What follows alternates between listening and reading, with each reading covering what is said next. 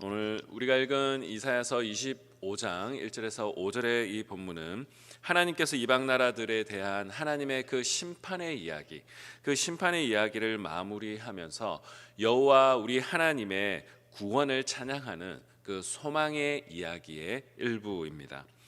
자, 그런데 하나님께서 이방 나라들을 멸하실 때에 만군의 여호와 하나님께서는 이스라엘에게 어떤 일을 베푸셨는지에 대한 내용이 25장, 26장에 걸쳐서 등장합니다. 이사야서라는 책을 읽어보면 중간중간에 하나님의 심판과 소망의 이야기가 번갈아 가면서 계속해서 등장하는 것을 바라보고 있습니다. 하나님의 그 심판의 이야기는 악인들에 대한 이야기이지만 또한 한편으로는 그 악인들의 심판이 하나님을 따르고 하나님을 기다리고 잠잠히 있는 사람들에게는 어떤 소식일까요? 그것은 바로 희망의 소식, 구원의 소식이 되는 것입니다. 자, 그래서 오늘 읽은 25장에서는 악인들의 그 하나님의 백성들을 괴롭히던 모든 악인들이 심판되는 내용을 나오고 그 다음에 하나님을 찬양하는 내용들이 오늘 읽은 본문에 계속해서 이어집니다. 우리 1절의 말씀 한 번 더 읽어보도록 하겠습니다. 시작. 여호와여 주는 나의 하나님이시라. 내가 주를 높이고 주의 이름을 찬송하리오니 주는 기사를 옛적에 정하신 뜻대로 성실함과 진실함으로 행하셨습니다.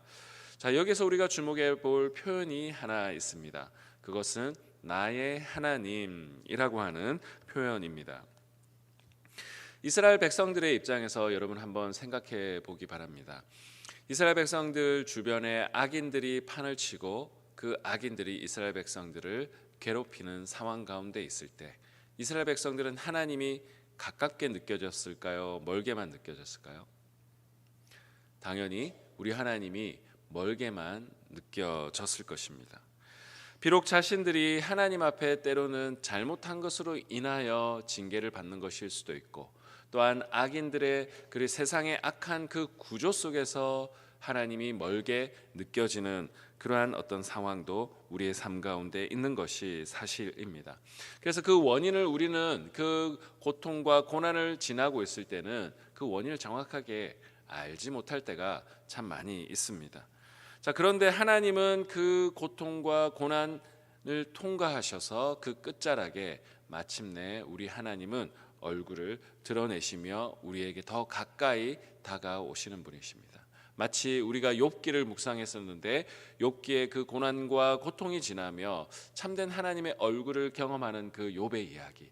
이제는 제가 귀로 듣기만 하였으나 이제 그 주님을 얼굴을 대면하여 더 가까이 경험했습니다라고 하는 그 욥의 고백도 우리는 분명하게 기억해야 할 것입니다. 그래서 이스라엘 백성들도 나의 하나님이라고 하는 이 고백을 하고 있는데 이 고백이 담고 있는 의미는 무엇일까요? 그들도 하나님을 알았습니다. 하나님이 어떠하신지 지식도 있었죠. 그러나 그의 삶 가운데 진짜 나의 하나님으로 경험했다라고 하는 것은 고난과 어려움을 통과한 이후에 정말 손에 잡히고 피부로 느껴지는 그 하나님을 이스라엘 백성들이 경험했구나라고 하는 것을 우리는 이 표현을 통해서 충분히 이해할 수 있습니다. 여러분, 앞에서도 제가 이야기했지만 우리가 지금 겪고 있는 고난과 고통의 그 원인들을 우리는 그 통과하고 있는 과정 속에서는 다 원인들을 다 알 수 없을 때가 있습니다. 그래서 우리는 고통과 고난이 있을 때 1차적으로 우리는 자신을 성찰해야 하는 것이죠. 이 상황이 하나님 어디로부터 왔습니까? 라고 자신을 살피고 또한 이 세상의 모습들을 살피며 하나님 앞에서 우리의 모습을 변화시켜야 될 부분이 무엇이 있을까라고 돌아보아야 하는 것이죠. 여러분, 우리가 경험적으로도 우리의 삶을 한번 돌아보면 하나님에 대한 지식들은 우리의 삶 가운데 많이 있습니다. 그런데 지식이 많이 있음에도 불구하고 우리 하나님은 선하신 분입니다. 우리 하나님은 좋으신 분입니다. 라고 입술을 말하지만 우리의 행위가 하나님의 성품과는 전혀 다른 모습으로 행동하고 우리의 말하는 것과는 전혀 다른 행동을 하는 것은 무엇일까요? 우리의 삶 가운데 그 하나님을 진짜 나의 하나님으로 경험하지 못했다라고 하는 반증일 수밖에 없습니다. 여러분, 우리의 존재는 언제 형성되고 진짜 변화될까요? 그 고통과 고난을 통과할 때에 하나님 앞에서 몸부림칠 때 말씀 앞에서 내 존재를 다 깨트리고 내 모습을 돌아볼 때에 내 삶이 진짜 변화되어져 가게 되는 것이죠. 마치 그 도자기가 토기장의 손에서 빚어졌을 때 뜨거운 불가마 속에서 연단되어졌을 때 그 모습이 형성되어지는 것 같이 우리의 모습이 그렇게 형성되어져 가는 줄로 믿습니다. 여러분, 우리의 삶 가운데도 정말 하나님과의 그 씨름한 흔적이 나의 하나님이라고 하는 이 고백으로 터져 나오신 은혜가 저 우리 모든 성도님 가운데 있기를 주님의 이름으로 축복합니다. 자, 그런데 이들이 나의 하나님이라고 고백하는 그 근거가 좀 더 뒤에 등장하는데 1절 후반부에 보면 성실함과 진실함으로 행하셨다라고 하는 그 하나님의 성품이 드러나고 있습니다. 이스라엘 백성들의 입장에서는 하나님께서 이방에 있는 악들을 제거하시는 심판하시는 모습을 보면서 우리 하나님이 나에게 멀게만 느껴졌던 것처럼 보여졌지만 우리 하나님이 우리와 가까이 계시는구나, 우리의 인생 가운데 개입하시는구나 라고 그들은 하나님의 성실함과 진실함을 통해 그들은 하나님을 경험하게 되는 것이죠. 죄송합니다. 여러분, 우리가 삶을 살아가다 보면 하나님의 얼굴을 우리의 삶 가운데 철수한 것처럼 느껴질 때가 있지 않아요? 멀게만 느껴질 때. 그런데 우리 하나님은 이 세상의 끝에 악을 제거하시고 악을 심판하시는 장면에 그 장면을 통하여서 믿음의 사람, 믿음을 지키고 인내한 사람들에게는 우리 하나님이 여전히 일하고 계시는구나, 우리 하나님은 신실하신 분이구나, 성실하신 분이시구나 라고 하는 것을 깨닫게 하신다라고 하는 것이죠. 여러분, 우리의 삶 가운데 지금 혹시 우리 하나님이 멀게만 느껴지시는 분이 있다면 여러분, 여전히 우리 하나님은 오늘 이 이사야서의 말씀으로 우리에게 이렇게 말씀하십니다. 우리 하나님은 우리에게 더 가까이 다가오시는 나의 하나님이시고 고통과 고난을 통과한 이스라엘 백성들에게 그들의 하나님이 되셨고 그들에게 여전히 성실함과 진실함으로 행하셨던 분입니다. 이제 그 하나님이 나의 하나님인 줄로 믿습니다 라고 오늘 이 아침에 오히려 역설적으로 주님을 찬양하고 찬송하는 저와 우리 모든 성도님 되시기를 주님의 이름으로 축복합니다. 그래서 성경에 보면 아브라함의 하나님이, 이삭의 하나님, 야곱의 하나님이 나의 하나님이 되어 주십시오 라고 고백했습니다. 우리가 성경에 있는 그 하나님이 멀리 있는 저 성경책에만 있는 하나님으로만 경험하는 것이 아니라 나의 하나님으로 경험하고 그 하나님을 찬송하고 찬양하는 것이 더 많을수록 우리는 우리의 삶 가운데 고난과 고통이 다가온다 할지라도 그것을 통과할 수 있는 인내와 힘이 우리 가운데 나오는 줄로 믿습니다. 그래서 오늘 2절의 말씀에 보면 그 찬송의 근거가 되는 하나님의 일하심의 내용, 우리 하나님의 성실하게 일하셨는 진실함으로 어떤 일을 행하셨는가라는 것을 보면 2절에 우리 하나님은 그 악한 그 성들을, 인간들이 쌓아 올린 그 성읍들을 황폐케 하시는 분이시다라고 이야기를 하고 있습니다.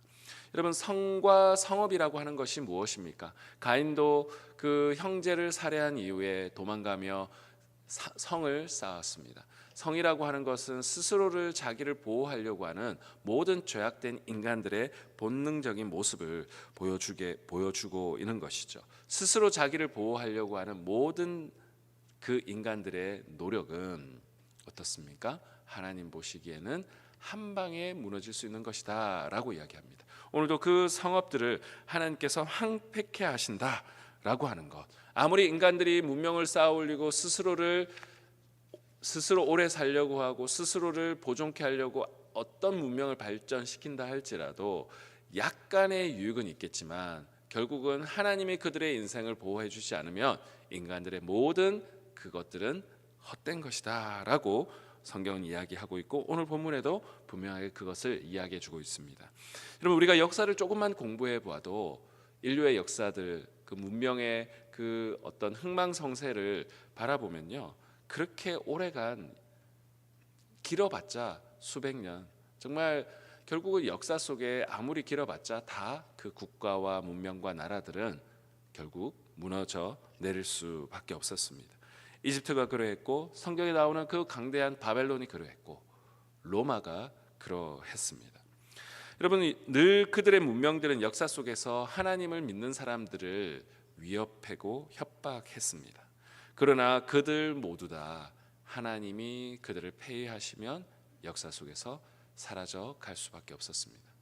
제가 몇 주 전에 개인적으로 이제 휴가를 좀 내서 성지에 좀 공부하고 싶은 그 부분이 있어가지고 이집트를 제가 한 일주일 정도 다녀왔습니다. 거기에 이번에 이제 이집트에서 처음으로 대형 박물관을 오픈한 그 박물관이 있었습니다. 그래서 그 박물관에 가면 다양한 이제 유적들이나 다양한 물품들이 있는데 거기에 아주 이집트 중에서도 힘이 셌던 그 왕들의 그 미이라가 보관되어져 있는 그 또 섹션이 있었습니다. 그 보면 이제 다양한 미이라들이 쭉 있는데 그 모습을 보면 오늘 또 말씀을 준비하면서 그런 생각을 했습니다. 그때 당시에 정말 신과 같은 존재였잖아요. 그래서 그 신과 같은 존재처럼 여겨졌던 그 파라오들. 근데 그 파라오들이 지금 박물관에서 수많은 사람들의 구경거리로 지금 전락해 있는 이 모습. 그 스스로는 굉장히 위대한 존재로 스스로도 여기고 사람들은 그렇게 생각하며 오히려 하나님을 적대시했던 그들이었지만 결국 역사 속에 그것은 한낱 미이라로 전락할 수밖에 없었고 사람들의 그냥 그 눈요깃거리로 전락할 수밖에 없는 이 모습들을 보며 성경은 오늘 우리들에게 교훈을 주고 있는 것입니다. 여러분, 그런 점에서 볼 때 우리는 인간이 스스로를 구원하려고 하는 그 모든 노력들은 헛된 것이다 라고 하는 성경의 한결같은 이 말씀에 우리는 순종하고 하나님 앞에 날마다 오히려 역설적으로 우리의 구원자 되신 주님을 찬양하며 나아가는 것이 우리 인간의 가장 마땅히 해야 될 일이라는 것. 그것이 바로 지혜이고 그것이 바로 구원의 삶을, 생명의 삶을 살아가는 길이다라고 하는 것을 오늘 아침에 함께 고백하시고 누리시는 저와 우리 모든 성도님 되시길 주님의 이름으로 축복합니다. 자, 그래서 오늘 본문을 계속해서 읽어보면 3절의 말씀에 강한 민족과 포악한 나라의 이 성읍조차도 어떻게 될 것이라고 이야기하고 있습니까? 여호와 하나님을 경외할 것이다 라고 이야기를 하고 있습니다. 요한계시록 21장에 보면 온 나라들이 여호와 하나님을 경외하고 경배하는 그 모습들, 요한계시록의 다양한 부분에 나오는데 결국 온 세상의 만물들과 문명들과 이 모든 것들은 하나님의 통치와 다스림 가운데 있기에 결국은 이 모든 나라들과 그 어떠한 것들도 여호와 하나님을 찬양하게 될 것이다라고 하는 계시록의 그 비전, 그것은 하나님의 신실함을 믿는 자들에게 보여주는, 그리고 우리의 가운데 믿어지는, 소망 가운데 보여지는 역사일 줄로 믿습니다. 여러분, 오늘도 우리의 삶을 누르고 있는 많은 강대한 것들이 있죠. 그것들조차도 여호와 하나님의 발 아래에 있는 것이다라는 것을 믿을 때 그것들과 함께 우리는 살아가야 되는 존재지만 그것에 굴복하는 인생이 아니라 오히려 여호와 하나님께 무릎 꿇는 그런 믿음의 사람들 다 될 줄로 믿습니다. 우리 하나님은 사절의 말씀에 보면 그런 심판 과정에 우리 하나님의 성품을 드러내시는데 약한 자와 억눌린 자를 동시에 구원하시는 그러한 모습을 보여주고 있습니다. 여러분, 예수님의 모습을 보면 동일합니다. 그때 당시에 종교 지도자들이 잘못된 모습을 보일 때 그들과는 주님께서는 싸우셨지만 또한 그때 당시에 핍박받는 백성들을 또한 보호하시고 변호하시는 장면들을 보여주고 있습니다. 그래서 우리 하나님은 심판하시는 분이지만 또한 한편으로는 구원하시는 분이심을 보여주고 있죠. 5절에도 마른 땅에 그 폭염이 쏟아지는 그 상황을 포악한 자들의 모습과 비유해서 연결하고 있습니다. 그런데 그들을 낮추실 것이다 라고 성경은 우리에게 이야기하고 있습니다. 말씀을 정리하도록 하겠습니다. 여러분, 오늘 이 본문은 하나님의 심판의 이야기와 하나님의 구원의 이야기가 같이 오버랩되는 그 내용이 동시에 등장합니다. 그런데 그 과정에 결국 우리 하나님은 신실하시고 진실하시다라고 하는 이 이야기를 선포하고 있는데 우리는 이것을 믿어야 합니다. 우리 하나님은 결국 역사 속에서 신실하시다라는 사실을 우리는 믿어야 합니다. 왜 이것이 중요합니까? 우리는 싫든 좋든 삶의 고통의 시간이 찾아올 때가 있습니다. 이스라엘 백성들도 그 수많은 나라들 속에서 고통의 시간, 자기의 잘못으로 인한 고통도 분명하게 있었습니다. 그리고 그 환경으로 인한 고통도 있었습니다. 그런데 그 가운데 우리 하나님이 신실하시다는 사실을 믿어야 우리는 회개도 할 수 있고 하나님 앞에서 존재가 변화될 수 있고 또 악이 우리를 통치하고 있을 때에도 그것을 견딜 수 있는 인내가 우리 가운데 생길 수 있는 것이죠. 그래서 여전히 고통스러운 환경은 있지만 희망과 소망이 있기 때문에 그것을 통과할 수 있고 마침내 그 너머의 세상을 우리는 경험하게 되는 것입니다. 많은 믿음의 사람들 성경 이야기들을 보면 항상 좋은 일들만 있었던 것은 아니죠. 고통스러운 일들도 그들에게 참 많이 있었습니다. 예수 그리스도의 십자가도 1차적으로 보면 그것은 고통 그 자체였고 또한 저주의 상징이었습니다. 그러나 우리 하나님은 그 고통의 그 십자가를 통과하신 예수 그리스도를 결국 죽음 가운데서 일으켜 세우시고 새로운 생명을 주시는 그 하나님의 신실함을 결국 부활을 통하여서 보여주셨습니다.